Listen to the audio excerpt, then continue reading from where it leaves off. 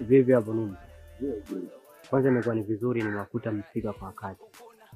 Mimi na nyinyi tumefanya madili mengi na tujai kukamishana wala kufilishana. Kuna mchongo mdogo nataka niwapatie. Nadhani nitaufanya kwa dakika 3 au 4 kwa sababu ni mdogo sana. Mimi kuna mtoto mmoja nimetokea kumuelewa, anaitwa Angel, anakaa mtaa wakati hapa. Kiti cheupe.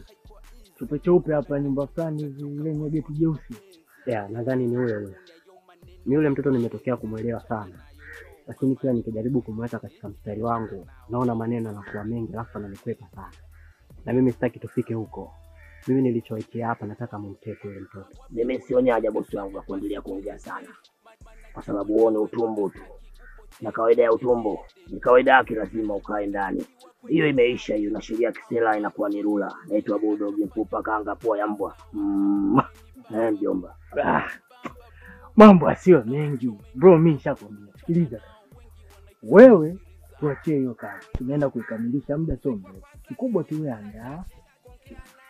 Bwana Isa, kuhusu swala mtoni, hilo ndo shaka. Kibunda iko hapa. Fanya kazi nikupe pesa. Sawa bosi, usitegemee kama pesa maua afu tuletee maua ukasema ndio pesa. Hiyo imeisha hiyo mwanangu, Isa twenzetu. Nashangaa kuona ndoa fulu shangwe fulu happy mpaka utani mpaka majirani wanaona gere tukiwa chumbani akitoka metapika nitamfulia maji koga mpaka choni kumsugua nitamsugua pia ukileta taarifa za mbea na bullshit jinsi ninavyopenda mke wangu msina koshe haiko rais bwana we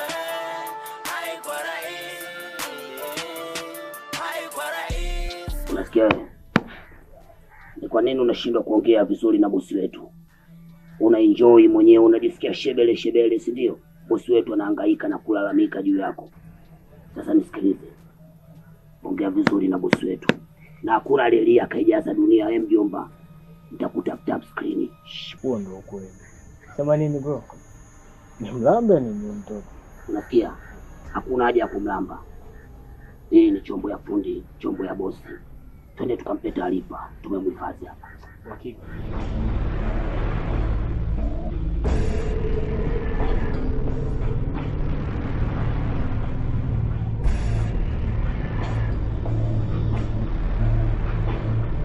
Simtaki nimesema. Taarifa kwa nani? Sana.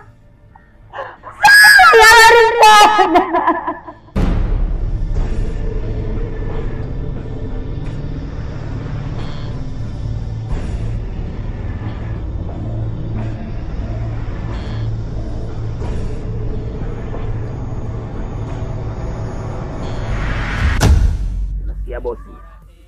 Kazi yangu tumeikamilisha katika 100%. Na ninapozungumza hapa mimi nawe pamoja na Isa. Binti tumempigilia Chemba Squad. Chagua wewe mwenyewe. Tukakalete hapa au tunaenda? Mimi nadhani haina haja ya kumleta hapa. Sababu nina uwezo wa kwenda huko nikamaliza jambo langu. Nadhani tungeongozana kwa pamoja ili nikamalizie huko. Hiyo imeisha bosi, watu wa mjini tunasemaga kataa leta. I'm mad for you. Kila unachofanya kwangu naona sawa tu. Menibamba bu. Naona macho mengi kwako. Chana nao wengi wanahitaji siri zako. Asante sana kaka.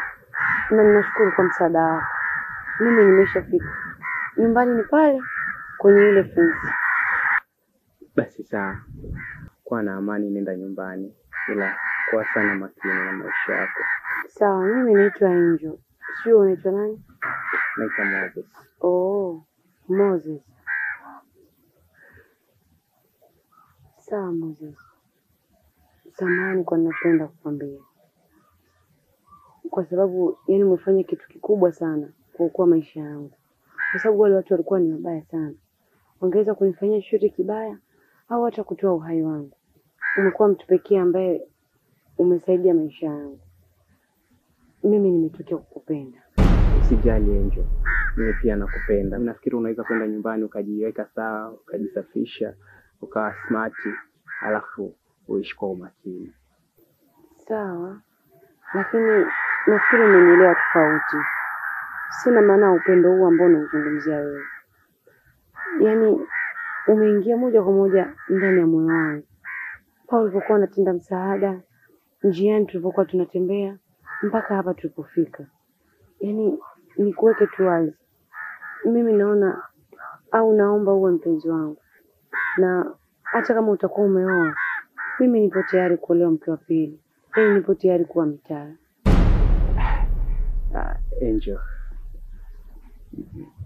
hilo uliloongea ni kubwa sana kiasi kwamba linanipa uzito katika akili yangu. Hebu fikiria, wewe umesuka vizuri, umevaa vizuri, umependeza. Sasa mimi kwa maisha yangu haya ambayo bado ni hohehahe mno, unadhani nitaweza kukupendezesha kama hivyo ulivyo, au nitaweza kuboresha uzuri wako kama unavyofikiri? Kwanza nimefurahi sana kusikia ujao. Halafu kitu kingine, mavazi yangu, nywele zangu, kwani ni wewe ndio umegharamia? Kwa hiyo hivyo visikushtue.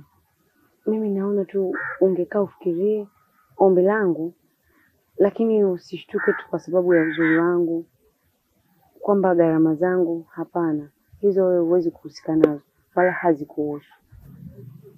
Mimi nafikiri hayo, hebu tufanye sawa iwe hivyo, lakini ninaomba niwahi nyumbani kwa sababu nimemwacha dada yangu, ni mgonjwa sana. Tangu asubuhi nimetoka nyumbani, nimemwacha hajakula chochote na hali yake sio nzuri kabisa kiafya. Kwa hiyo ngoja niwahi nyumbani ili nikajue dada yangu anakula nini, alafu hayo masuala mengine tutayaweka sawa wakati mwingine. Oh, kumbe una mgonjwa. Pole sana Mungu. Na nikipata nafasi nitakuja nyumbani kumuona dada. Ulisema nyumbani ni wapi? Nyumbani ni hapa. Ukivuka hapa hivi kwenye kama kimsitu hicho kwa mbele, utaona kuna kijumba hivi kiko bondeni karibu na mto, kimejitenga peke yake. Hapo ndo nyumbani. Karibu sana. Asante sana Mungu. Nikutakia siku njema. Sawa, kwa makini.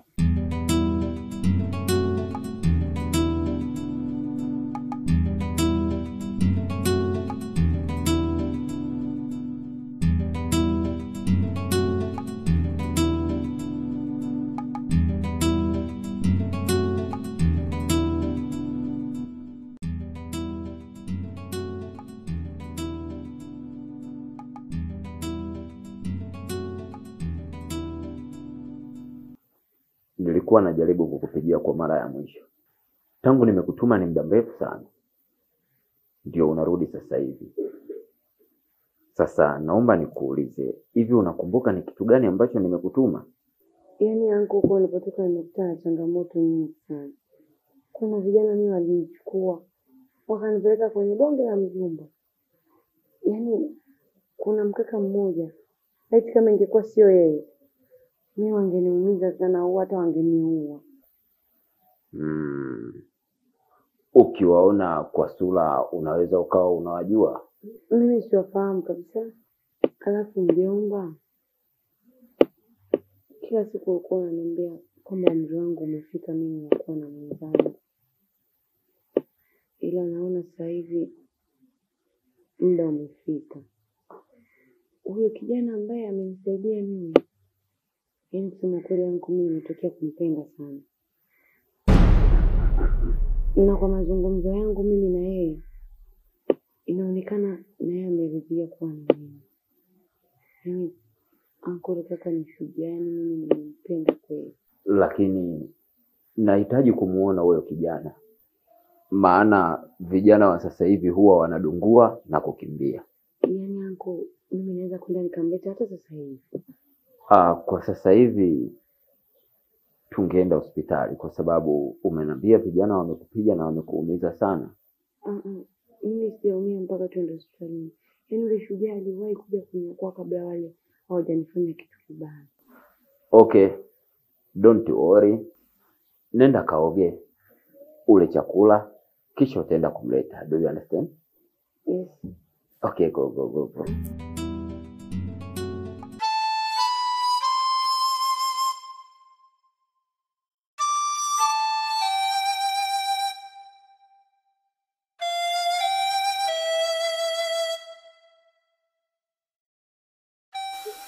Dada,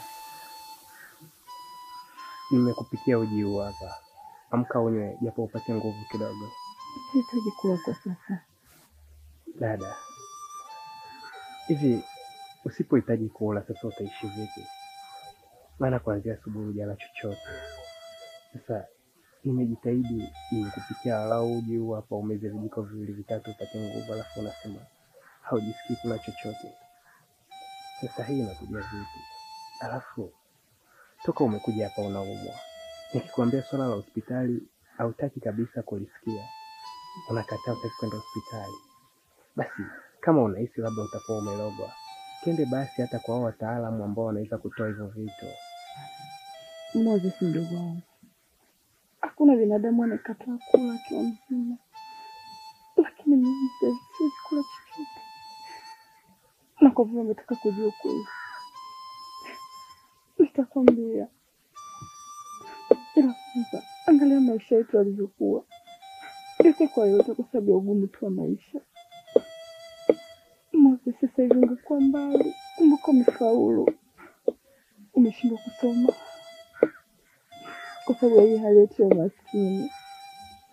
Ndipo mimi nikachukua majukumu ya kwenda kufanya hiki nilichofanya mpaka nikafikia hapa nilipo. Kutokana na ugumu wa maisha, niliamua kutoka hapa nyumbani na kwenda kutafuta maisha. Lakini sio kila anayetafuta maisha huwa anafanikiwa. Mwingine anakuwa tofauti kama ilivyokuwa kwangu. Mimi hakuna chochote kinachonisumbua. Mimi sijalogwa. Sijalogwa Moses. Mimi hapa ni mwathirika wa virusi vya ukimwi.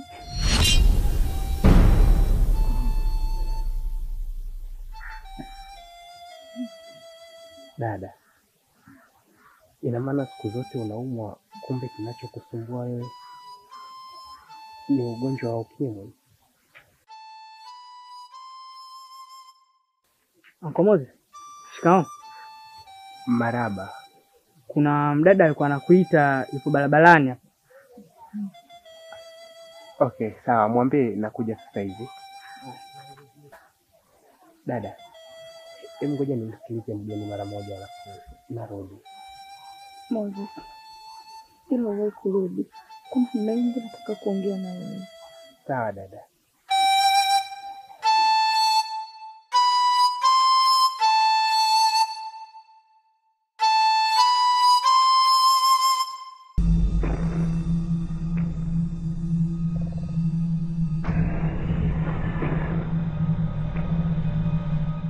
Moses, vipi hali yako? Poa, kuna usalama? Ndio, kuna usalama. Ila samahani, naomba nikuulize swali moja. Hivi unanipenda kweli? Nimeshakwambia nakupenda, kwa hiyo hilo achana nalo.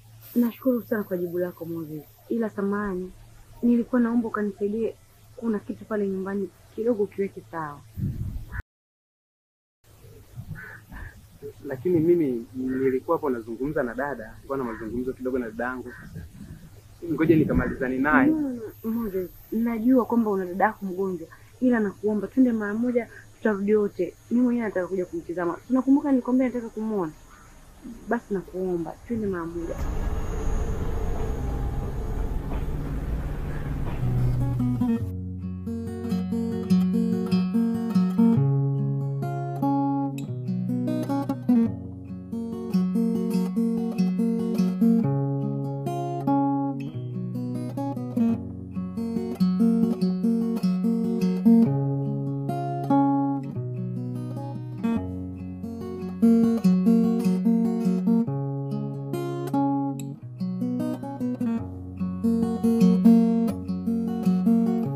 Angel binti yangu, huyo ndio kijana shujaa? Yes, daddy. Ndio yeye. Kijana, unaitwa nani? Naitwa Moses. Moses Gray. Mimi ni mjomba wake na Angel. Baada ya mama yake kufariki, mimi ndio nilikuwa namlea Angel. Nimefurahi kuona binti yangu amepata mwenza wake ampendaye. Na pia na kuona wewe ni kijana mwenye hali ya chini sana kimaisha. Mimi nina zawadi ambayo waliniachia wazazi wake Angel. Na zawadi hiyo wazazi wake waliniachia pindi atakapotokea mwanaume ambaye atakubali kumuoa Angel, basi niweze kumpatia zawadi hiyo. Wazazi wake Angel waliniachia milioni 100. Milioni 100 hizo ni kwa ajili ya mwanaume huyo atakayekuja kumuoa Angel. Lakini ni kuahidi pia mimi nitaongeza milioni 100, kwa hiyo kutakuwa na milioni 200 kama kweli utakubali kumuoa binti yangu, na kila kitu nitasimamia cha harusi. Ila nikwambie jambo moja tu ambalo haulijui. Huyu Angel unapomuona alizaliwa akiwa na maambukizi ya virusi vya ukimwi. Usishtuke. Nimeamua kukwambia kwa sababu sijataka niendelee kukuficha usijue chochote, na ndio maana nilimwambia binti yangu amlete huyo mtu hapa. Kwa hiyo uamuzi ni wako na una muda wa kujitafakari. Kama utamuoa Angel, basi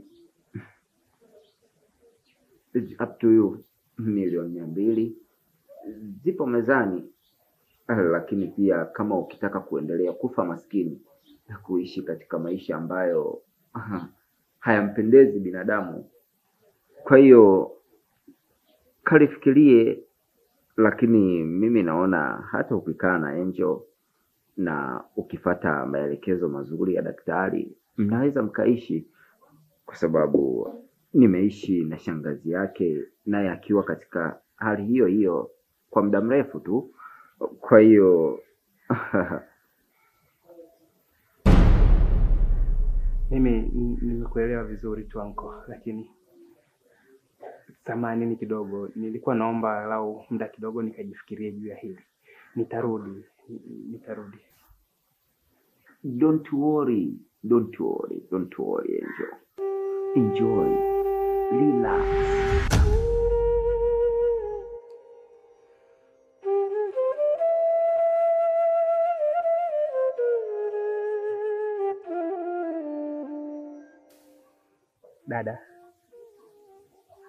Dada. Dakungu.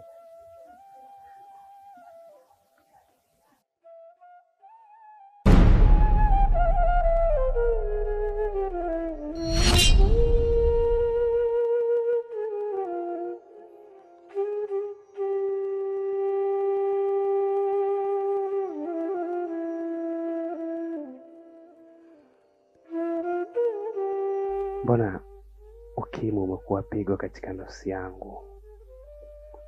Ukimwi umeamua kuiangamiza familia yangu. Ulianza na baba yangu, ukafuata mama yangu na kaka yangu. Hatimaye leo umemchukua ambaye alikuwa tegemezi langu, dada yangu. Ni kwa nini hivi? Ukimwi na umaskini mna ushirikiano gani? Ni kwa nini mmeamua kuiangamiza dunia? Ni kwa nini mmeamua kuiangamiza Afrika? Alafu kuna huyu binti eti amezaliwa akiwa ameathirika na ukimwi. Milioni 200 ni muoe na ana maambukizi. Sawa, ni kweli inawezekana nikaishi naye pasi kupata maambukizi, lakini mbona hapo mabinti wengi wazuri tu ambao wapo salama? Umaskini, ukimwi, hakika mimi ni pigo katika maisha yangu. Hakika mimi nimekuwa pigo katika nafsi yangu.